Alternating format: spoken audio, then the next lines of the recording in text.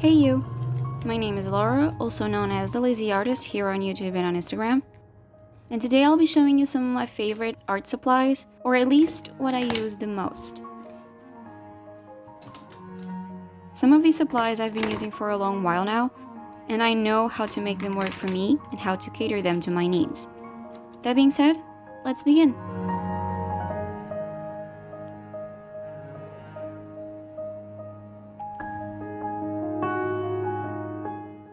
When it comes to mediums, I have used several different ones, like oils, acrylics, colored pencils, but I found that I like watercolors the most.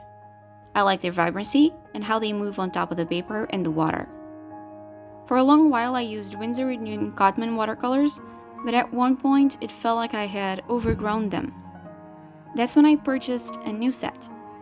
I went with a St. Petersburg White Knight set of 12 10ml tubes. It wasn't expensive, since these are considered to be student grade. However, the quality of the pigment is so good it almost makes you think that these could be artist grade. They are fairly easy to control, and I really like the granulating effects.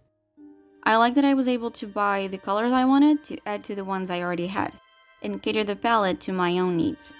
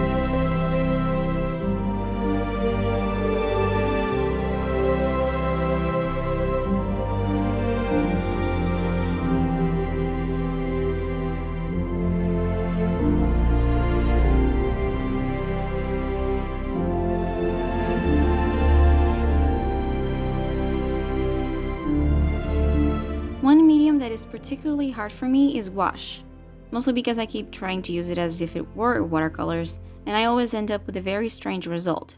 However, this Mia Himi gouache palette was relatively cheap for the amount of paint it brought. The quality is decent, and because there is so much paint, I'm able to practice gouache to my heart's content. I'm still not very well versed in gouache, but I do think this palette is a good purchase if you're a beginner and want to start out with gouache.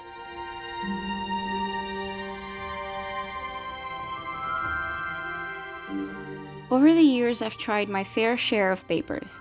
I was an art student in high school, and that gave me a chance to try out some new things. But most of my knowledge came from trying and experimenting with different papers. For sketching, I like the Canson XL sketching paper, fine grain, and 90 GSM. It is fairly smooth, but still holds a bit of tooth to it. Sketching in this paper is really enjoyable, and I like that it comes in these large blocks. There is so much paper in here that I'm even considering taking out a couple of sheets and making a sketchbook I can carry around.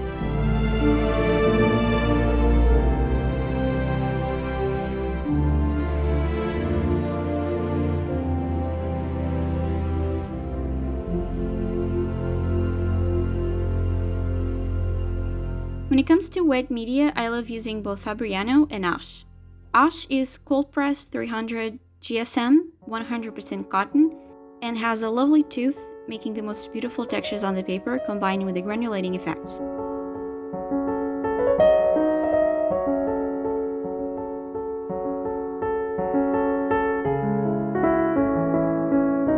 However, it can be quite expensive, so I mostly use the Fabriano Aquarello, cold pressed 300 GSM, 25% cotton. I like to use the blocks, which come with adhesive in all four sides, just because the paper is already stretched and it avoids warping. The texture is lovely and much like Ash paper, makes a beautiful effect with the paints. I have this paper in different formats and I really like it. It's cheaper than the Ash, but still very good quality.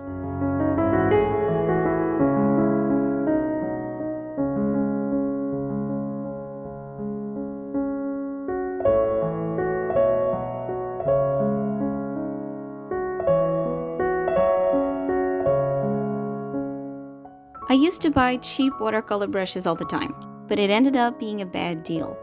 Because they weren't very good quality, I almost always ended up buying another one not so long after. And when I could, I started to invest in better quality brushes. For watercolor, I usually use the Jackson's Hake brush, 75mm for larger washes, and some of the loose brush strokes on my pieces.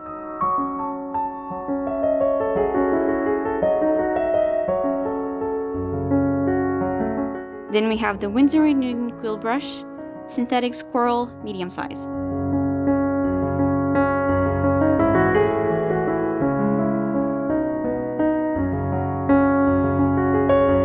Next, we have the Ami Provocart Series 60, size 3, quill brush. Quill brushes have become my favorite type of brush to paint with, since they're so versatile. They can get to a fine point, but still fill large areas and make big washes. They hold a lot of water as well, which is really good. I use the medium one for larger areas and the size 3 for smaller details.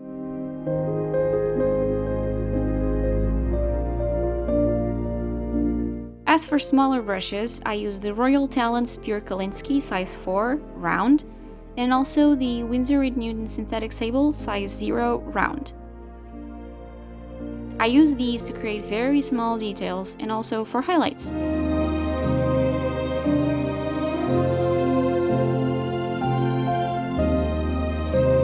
I'm not the most particular person when it comes to my pencils. I usually prefer them to be on a softer side, but just hard enough so that when I lay water over it, it won't lift the graphite. That being said, I once stole one of these pencils from my brother and liked it so much that I went and got some for myself. These come in packs of 10 at the Flying Tiger, and they are HB, so just the middle ground. I like the way they feel on the paper. The graphite does not lift, which is good, because I like to see the pencil marks on my pieces. And also like that I can make some sort of shading with just this pencil alone. I also really like that it doesn't really mark the watercolor paper too much. Next, we have the Blackwing Pearl Pencil. I've started to use this pencil not so long ago, mostly because I was curious, but instantly I realized why everyone talks about it. The graphite is a bit softer than HB, which makes the sketching process really smooth, but it isn't so soft that it feels like you could lose control of the pressure of it.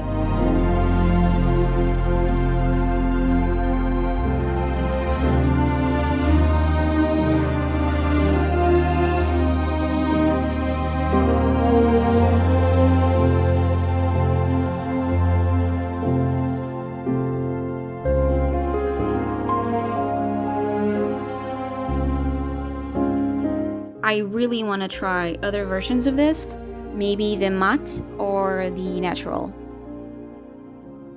Last but not least, I have the Polychromos Faber-Castell colored pencils. These pencils are really good to sketch with in different colors. I like that they're soft enough and also can be somewhat erasable. If you apply too much pressure, of course, you can only lift the color, but if you just draw lightly, you can kind of erase it. But also, drawing with them also forces me to be more certain of my marks, since I don't want to keep erasing things.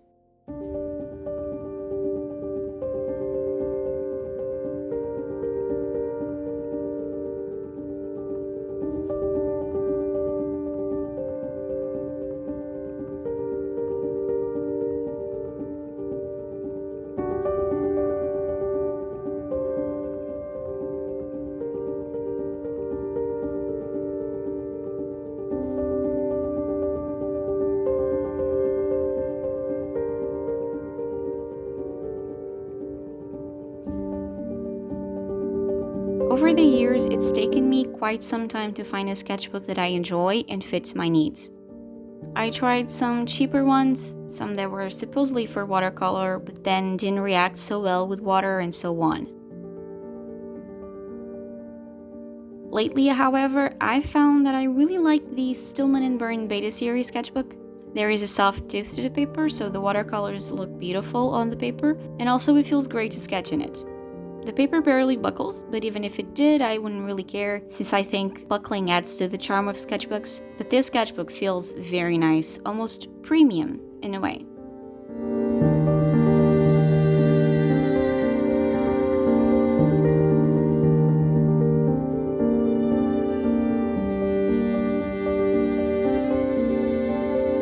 Because I could never truly find sketchbooks that I liked, either because I don't have access to art supply stores or because ordering online was always a shot in the dark.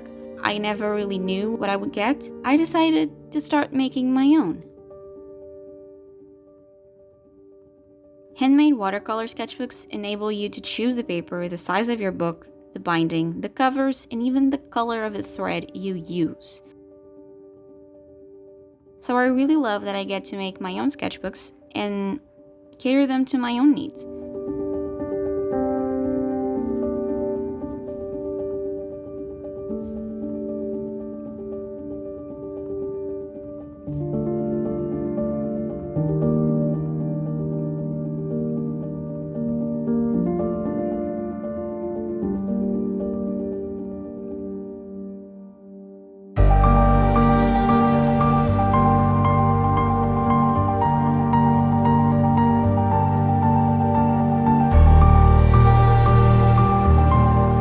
This past year, I've fallen in love with fountain pens.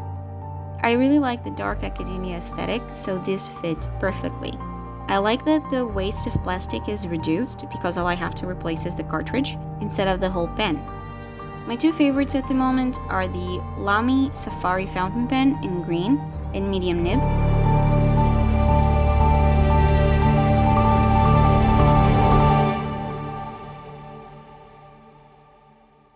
and the Kaweco Sport fountain pen in Bordeaux and extra fine nib. What I like the most about these is that writing always feels like a pleasure. The nibs glide along the paper, they feel very smooth, and the ink feels very soft once dry. Sometimes the nib can be unpredictable because of little fails or thicker and thinner lines, but I think that adds to the charm of them.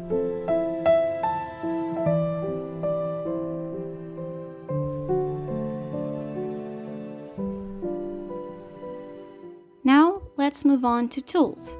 There are certain things that I always reach out for when painting. One of them is this Traveler's Notebook brass clip, and as you can see, it is quite used since I use it almost every day.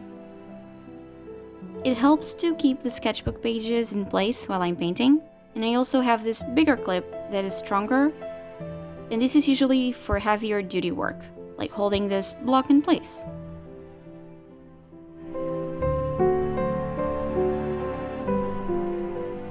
I've been looking for better ways to sharpen my pencils, since my sharpeners are a bit old, and while I was looking, I realized I'd never tried the more traditional way.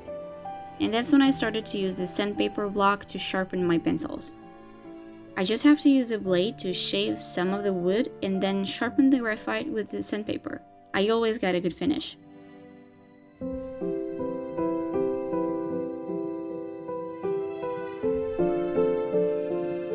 For erasers, I like the Faber-Castell kneaded eraser when sketching in watercolor paper, and if I'm trying to erase smaller details, I use the Tombow Mono Zero eraser, which is small and like a pen.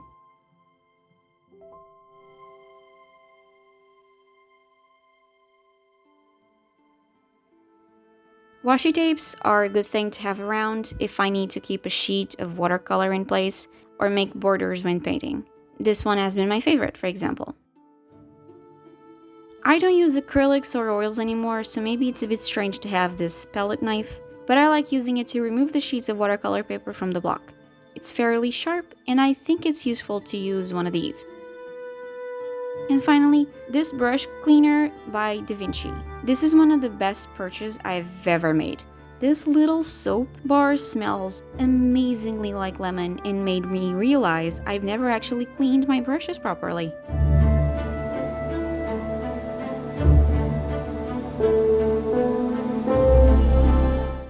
Some honorable mentions, because I really like these supplies.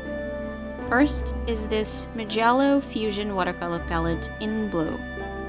It is very durable, hasn't stained easily, even with all the blue paint I use, and it comes with a removable tray. That makes it very easy to clean, and it has 18 mils, which is just enough for me. Next is the Traveler's Notebook in standard size, where I love to journal.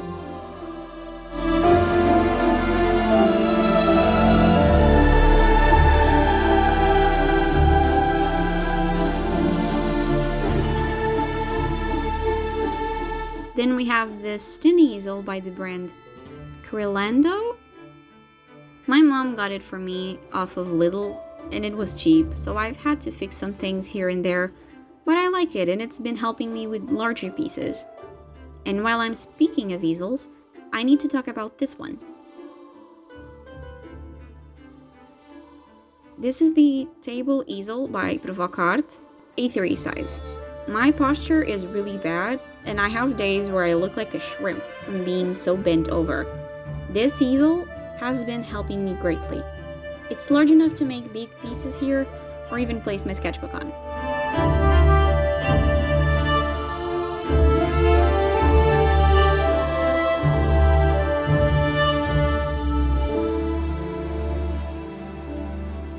And this was it. These are simple things. Some are older than others, some are cheaper, some handmade, but they all make my artistic process enjoyable and I like each one of these supplies. Remember that you don't need these many things to create or expensive materials to make something great. Thank you so much for watching. I genuinely hope you enjoyed this video as much as I liked making it. Please like, leave a comment, subscribe if you'd like, and I will see you in another one. Take care.